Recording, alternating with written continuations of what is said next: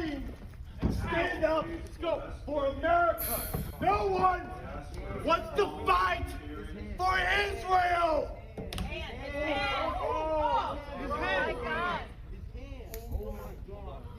That kind of moral courage makes this man an actual American hero, and we resonate with it so deeply for a reason that we may not have words to articulate.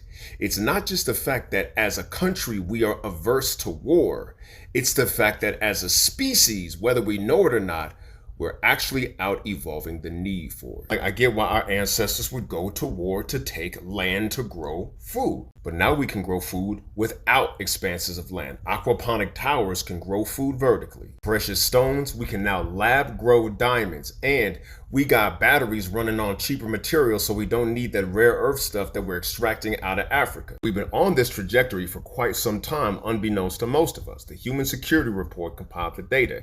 And what they found was that back in the prehistoric days, 1 in 5 humans was likely to meet a violent death. In the days of Genghis Khan, when he killed literally 1 in 10 people, that was 40 million human beings that died by the blade of the sword when wasn't none but 400 million on the planet at the time.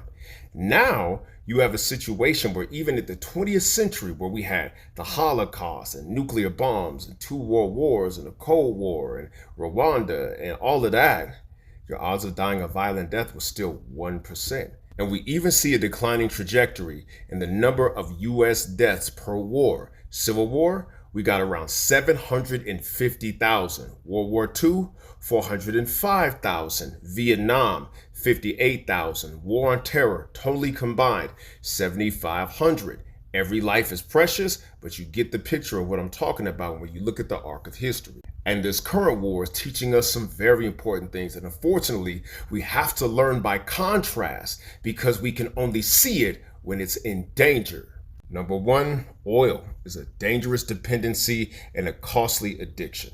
When we first started using it, it was absolutely an asset. It propelled us to the 21st century and gave us the Industrial Revolution, but now it is more clear than ever that it is a liability, not only for what it's doing to the planet, but what we're doing to each other because of it. Number 2 is interconnectedness. Not only does global capitalism weave us together in a way that we are absolutely dependent upon everyone else in the world, but the fact that we're seeing bombs falling in 4K and we can hear the fear and the screams and see suffering in the eyes of people and watch blood being spilled in a way that is just too clear for us to ignore. We are not as blind to each other as we used to be. The interconnectedness just simply won't allow it, and we can't go back. And by the way, one of the saddest ways that our interconnectedness shows up for us Americans has to do with the war on terror, because though the official soldier body count is 7,500, we forgot to add in the 31,000 that ended their own lives after combat, meaning it is literally painful for ourselves to cause pain to other people. And directly connected to that is lesson number 3.